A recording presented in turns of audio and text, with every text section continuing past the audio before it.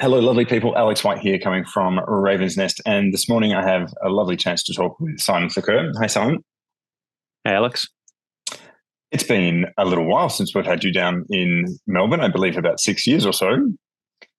Yeah, I yeah. believe I'm you've pretty sure been, you were there, weren't you? I certainly was. I certainly Yeah. was. You've been busy with little people and lots of camps and all the rest of it. What's the very brief summary of Simon in the last 6 years? Yeah. So yeah, my partner Janet and I having our first bub nearly 4 years ago. So plus a year of pregnancy means like about 5 years. 5 years on that journey. Moved up to the Northern Rivers as soon as we found out we were pregnant, so that we could have a little, wild barefoot kid in the bush and on the beach. Um, We're working to set up a multiple occupancy community up here.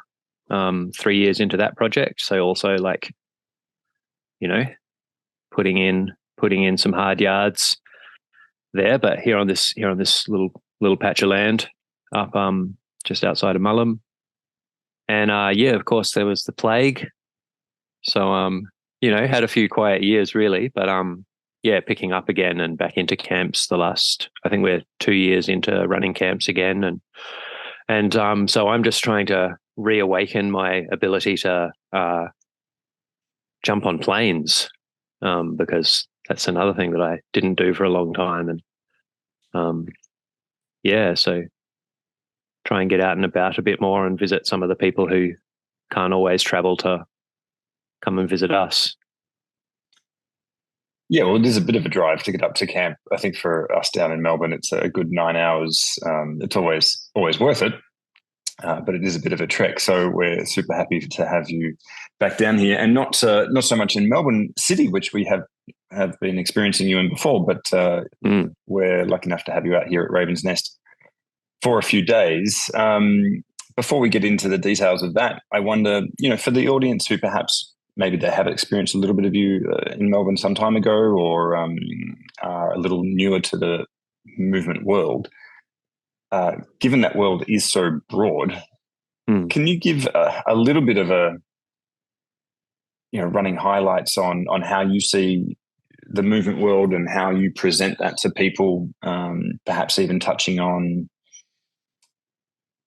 I think some bare bones benefits of why people who perhaps aren't moving as much as they could be at the moment should be looking into this. That would be fantastic. Yeah. So, all right. Well, I've been a movement nerd since I was quite a young child, actually. Like been, into like different traditional practices, particularly, beginning mostly with a lot of Asian mind body practices and, yoga and martial arts and whatnot, since an early age. But also, I'm a biology nerd, and particularly an evolutionary biology nerd.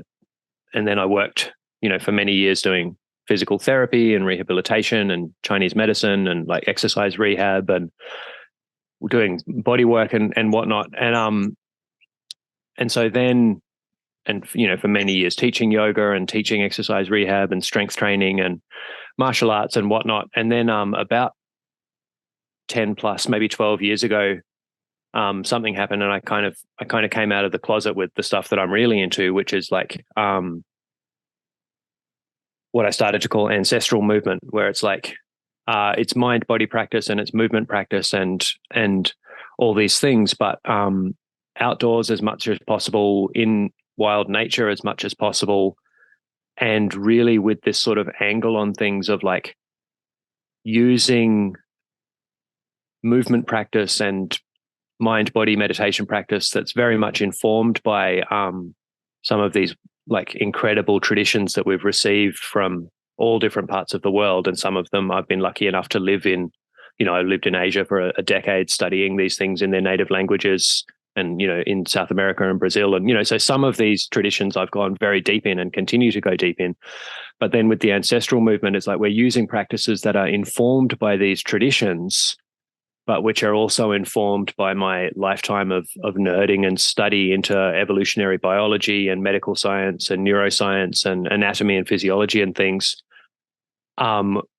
with a way of like using these practices to explore and gain a deeper sense of where we come from as humans, and not just where we come from thinking back to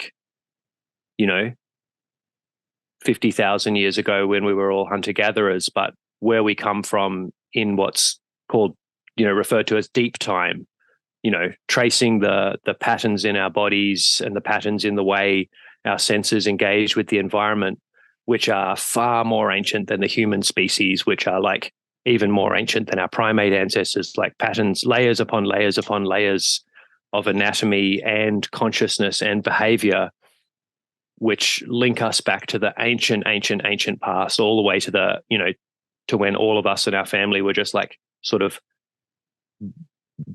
oozy sort of colonies of single squishy gelatinous cells like floating around in the oceans.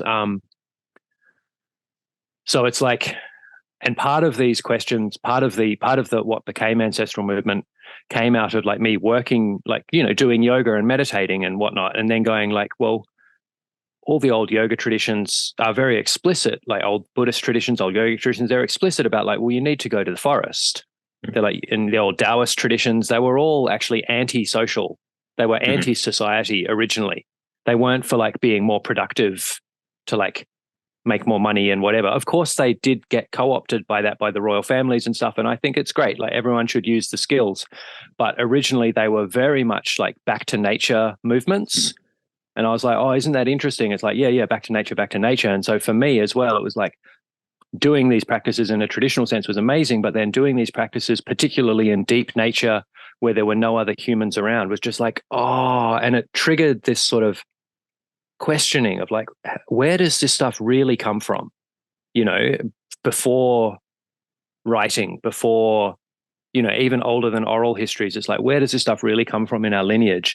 And then working as a rehabilitation practitioner, helping people with exercise rehab. And it's like, oh, okay, you've hurt your knee. Let's do some knee extensions. But then because I'm a nature lover and I'm sometimes running around in the bush after rain on slippery, rocky riverbeds, and it's everything's irregular. And you're like, man, like what do knee extensions have to do with the real world outside of like flat city footpaths and like a really controlled human environment? And so I started like challenging myself to come up with rehabilitation practices which were relevant to the actual natural world, irregular surfaces where your alignment, correct alignment, you can't hold yourself in a rigid correct alignment. You need to be able to bend and conform your body to the actual shapes of the natural world. And then what happened was those practices then also reawakened like a sense of like, oh, like we have whole suites of behaviors and movement patterns which are adapted to trees, which you might not be aware of, but as soon as you're in the trees, they switch on automatically.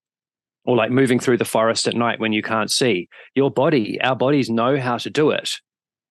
We're supposedly an upright bipedal human that walks on two legs, but it's like you put yourself in the forest at night when you can't see, and your body knows how to do all of these other things. And so I was like, oh shit, there's all this stuff in there which gets awakened in different terrain, in different sorts of natural environment. Like you start crawling on your belly and you notice you can smell the earth. You start moving in the trees and you notice your eyes are drawn to particular flowers, particular berries, all these sorts of things. And like all this stuff percolated for many, many, many years. And then I was like, oh, ancestry, all the layers of our ancestry adapted to all the niches, ecological, environmental niches that our ancestors have ever lived in across deep time. They're all in there. They're all in there.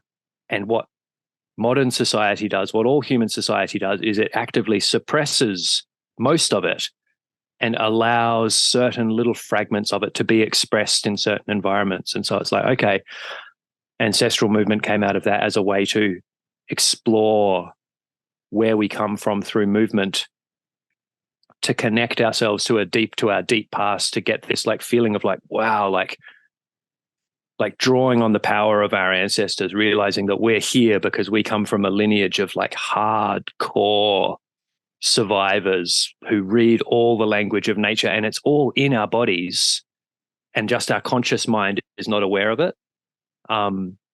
So the benefits are it's a huge realm of exploration, and I try not to like tell everyone this is what you should be doing it for, because it's like part of it is a very, very deep exploration of our anatomy. Every little part of the spine, the ribs, the diaphragm, the organs, the hips, the shoulders, like really exploring them and helping them move and adapt more freely to the world. So it's extremely rehabilitative. It's extremely beneficial just for helping deal with pain and movement difficulties and stiffness and weakness and, you know, forgotten bits of our body, making our ankles and feet work better, making our spines feel free and soft and intelligent. So it's very, very good for just pure physical things.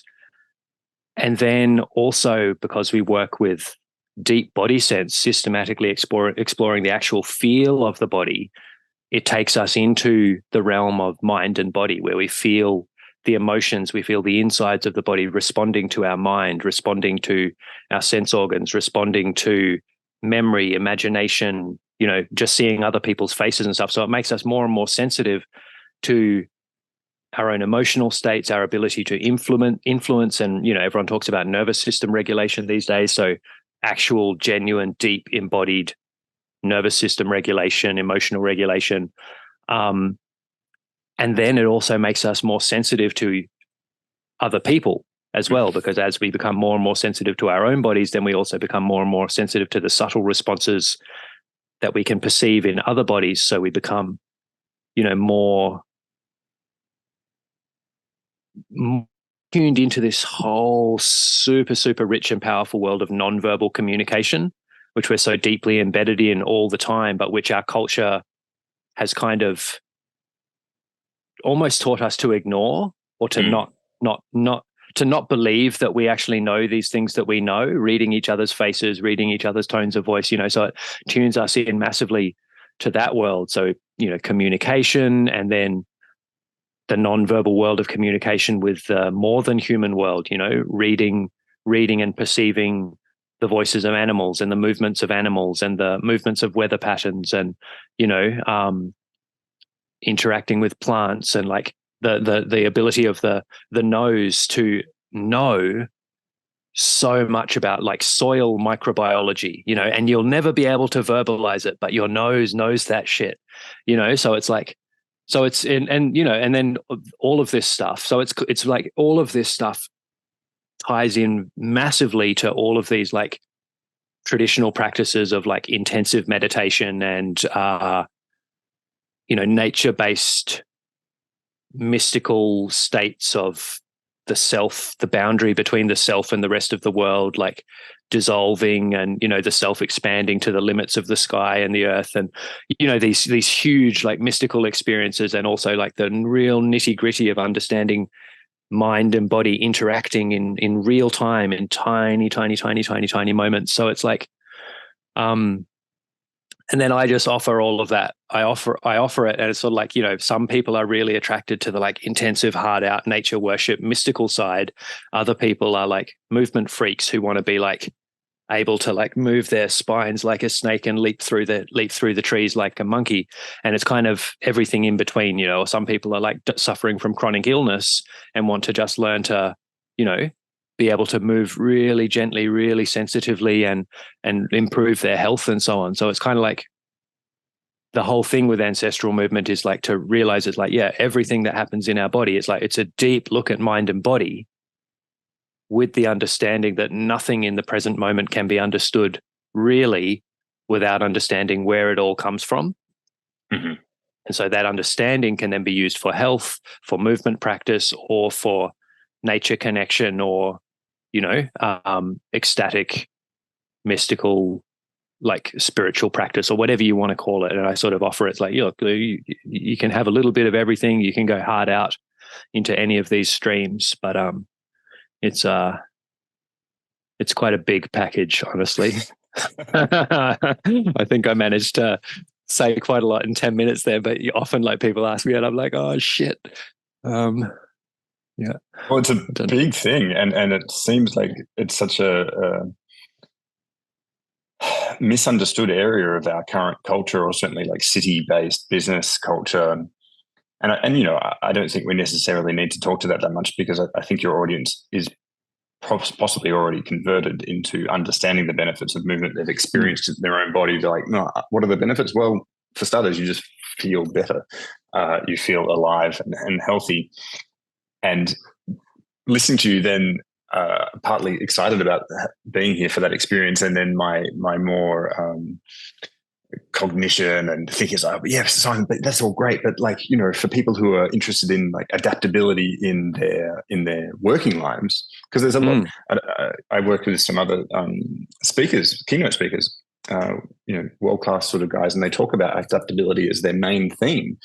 But their version of like, okay, world's changing and everything's new, and your ability to be adaptable is key. Make sure your mind does these things. And I think that obviously one of the massive missing keys there is that your mind is simply a result of what you're doing in the world, in the environment. Totally. And I think for some people just miss that.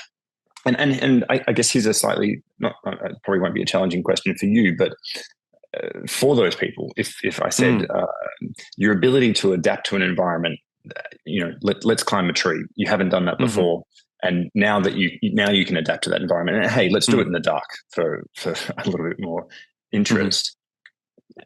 How have you seen that, or how have people reported back to you how that does change their cognition, either at the time of a camp or immediately afterward, or hopefully permanently?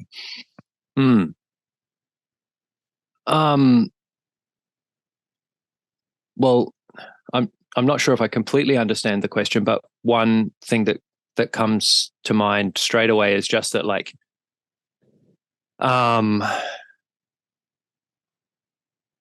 there's a concept that people talk about in cognitive science, which is known as affordances. I'm not sure if you've come across this concept. So affordances, the idea is that our nervous systems have evolved not to see the world as it is. Our nervous systems have adapted to perceive the world in terms of how we can interact with it. So when we look at a cup,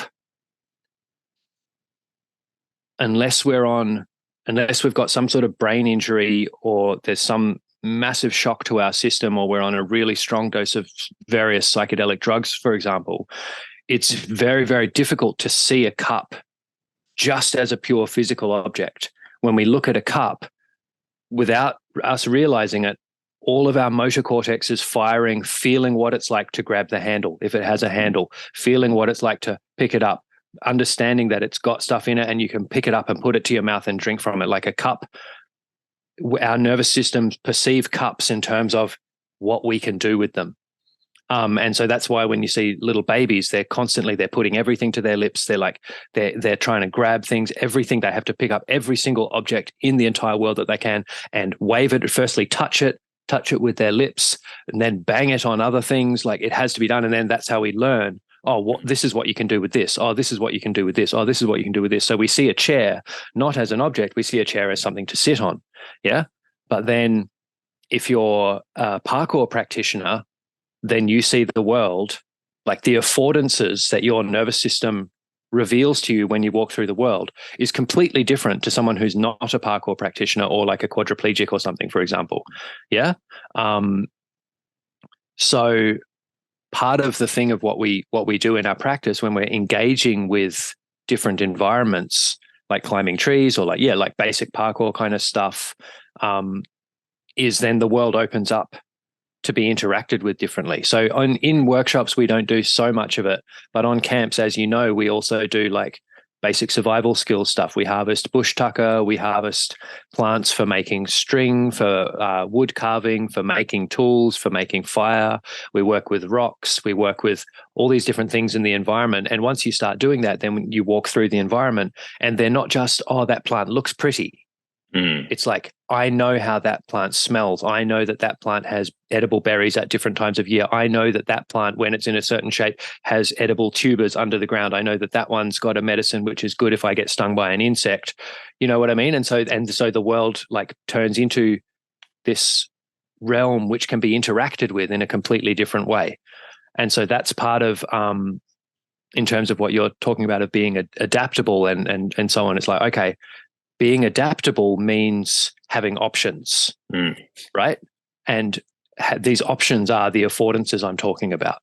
Yep. And one of the things that came to mind when you were talking about like speakers talking about having an adaptable mind, it's like that comes back to because it can sound like, and often we talk about ancestral movement and people might think that we're doing like really exuberant natural parkour. And it's all like monkey stuff and whatever. And sure, we do a little bit of that, but like I'm not a hardcore athlete. You know what I mean? Like I've done much more meditation than I have done parkour, for example. I'm a dabbler in parkour, but I've done shit tons of meditation at different times of my life. And I'm more of a body worker. But one of the things in all the research into the mind-body sort of connection is like the breath obviously massively affects the mind. The posture massively affects the mind. The posture is demonstrating emotion. The posture is demonstrating the psyche, the overall state of the whole psyche. It's like, so boom, you've got big, powerful, confident postures and you've got more cautious, like slightly threatened or like defensive or whatever. And in terms of the adaptability of the mind, and as someone, maybe someone's an office worker and we're still a lot of the time, but if our bodies get locked into particular postures, even if those are strong, confident postures, if our body gets locked into a small range of all of the possible postures and all of the possible breathing patterns, like all of the possible shapes of the spine, all of the possible ways that the rib cage can be held, 12 different ribs on each side, and all of the like so many vertebrae of the spine. If we get locked into, which all of us do, due to our cultures, due to our life history, our health history, and so on, if we get locked into a small range of possible postures and body gestures and tones of voice and breathing patterns, then our mind, our very character itself, is locked into a small range. It's that thing of realizing that we're all actors and most of us have just specialized in playing one little role, or maybe a few roles if we have different interactions, but all of us have the body of an actor, which is possible to take on hundreds and hundreds and hundreds, like infinitely more variety of subtleties of posture, gesture, breathing, body shape, tone of voice, et cetera, et cetera. And the more we open that up, the more range of expression of our character, the more range of the feeling of our emotion becomes available to us. And not just like big, like, oh, now I can express more anger, or now I can express more confidence, or now I can express more joy. But it's like all of the little subtleties. We can become like a real artist of the subtle interactions between little shifts in facial expression, little shifts in movements of the ribs and movements of the body and gesture, and then more perceptive in those little shifts in other people. So we can become much more capable artists of expression and artists of perceiving of expression in others.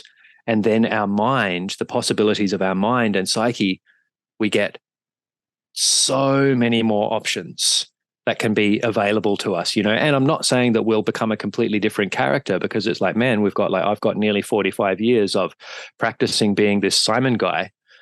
And in any sort of general situation, I'm going to keep being the Simon guy because it gets me through the day. But then also we become more and more able to also release tension from all of those areas. And it's such a wonderful thing to be able to actually partially, or sometimes it feels like completely, let go of our habitual character and just be this pulsing, ancient organism, beyond words, beyond. And then it's like, oh, the phone's ringing. Okay, here comes Simon again. Hello, Simon speaking. You know what I mean? Yeah. So yeah, the adaptability. So it's way beyond. It's like, leaping through the trees is for the people who are drawn to leaping through the trees. I was leaping through the trees a lot in my 20s. I'm not doing it so much now. But the deep body stuff, the really, that's so beautifully useful for absolutely anyone, even if they, work in an office or mostly sedentary or, all that sort of thing. Yeah. Yeah. Beautiful. Thank you. That gives a few more tidbits of the benefits of the cognition. And then I think beyond that, we're only in our seats, and if we have to sit in chairs up until our 50s or maybe even to 60s, but then beyond that, when we're starting to age, then we have to really deal with the repercussions of our posture. And I think a lot of what you're pointing to is sometimes just the ability to get up and down from the ground in weird and wonderful ways, and trying to continue that for as long as possible. Yeah. There's also the adaptability of the attention, right? Like learning to like we can train the attention to like focus clearly on one thing for, extended periods of time. But then there's this other whole art of training the attention to like, we can zoom in and focus on stuff, but then we can also zoom out and expand and like disperse and like send our senses into the environment. And, so that's another really important form of adaptability that we work with, of like, not just like we don't want to get stuck in just one or two postures. We also want to teach ourselves that it's possible for the attention, that actually we've also learned for our attention to just be stuck in certain ways. And obviously working at computers and driving cars and so on, often our attention is sort of stuck here front and center about like, a couple of meters from the body or whatever. And then there's all this stuff, and we can train the attention to go out in all these different ways by just learning, oh shit, there's a whole like realm of like different ways to focus, which also profoundly change our sense of the world and our sense of ourself, and internal attention and external attention, et cetera, et cetera, et cetera. Which is, again, a huge part of what we do. Is like, yes, movement, everything is movement. Like shifting of the eyes is movement, like making words is movement. Everything in the body is movement. But everything in the mind is influenced by and correlates with things happening in the body and things to do with movement. So it's not just movement for movement's sake, it's movement, the body as the sort of basis of everything, including every aspect of emotion, of psyche, of mind, of consciousness. Yeah. It's got a whole bunch of medicine in there. And I think, to finish up on that focus point, dealing with these things in our lives, or many of us do, I find my focus has become far more fractured in the last 3 or 4 years, and am looking forward to being at camp and continuing to focus on what's either going on inside us, or, as you say, to spread our attention to really feel out into the world is of great benefit. But I guess we can talk about this all day. It's really to be experienced. I think hopefully people have heard all the words they need to hear to say, hey, this is going to be an exciting, fun, deep dive with a great community of people and some great food. And we're on the doorstep of nature here, so we get the comforts of a lovely house here and some amenities. And then we get to run out into the trees and the water and the ocean. And I'm looking forward to seeing how you utilize the land here and how it utilizes us in a way. I can't wait, man. We've been wanting to do a coastal workshop for so long, and the fact that you've got the jungle gym set up and the coast and comfortable, facilities and stuff. So it'll be. I'm pumped. I can't wait. That's great. Yeah. I really enjoyed your phrase during that. You sort of said at some point you came out of the closet. And I think that is a feeling for people maybe who are a little bit on the fence. They're maybe doing their exercise, they're maybe working with a personal trainer, or they go to the gym or whatever, and they're just like, oh, I think there's something else here. And it does feel like that. It feels like you're coming out of the closet of exercise and maybe what people regard as movement, and then into the actual, like, into the ancestry, into becoming an animal, into just expressing yourself, in a more full way outside of these four walls and very linear movement. So that's a cool feeling. Well, Simon, thank you. We're here on February 22nd to 25. People can find out more on your website, which I will certainly link below this, but that's ancestralmovement.com.au. Just.com. No, just.com. Fantastic. It's been delightful to chat, and we look forward to seeing you down here very soon. Awesome. Thanks for now.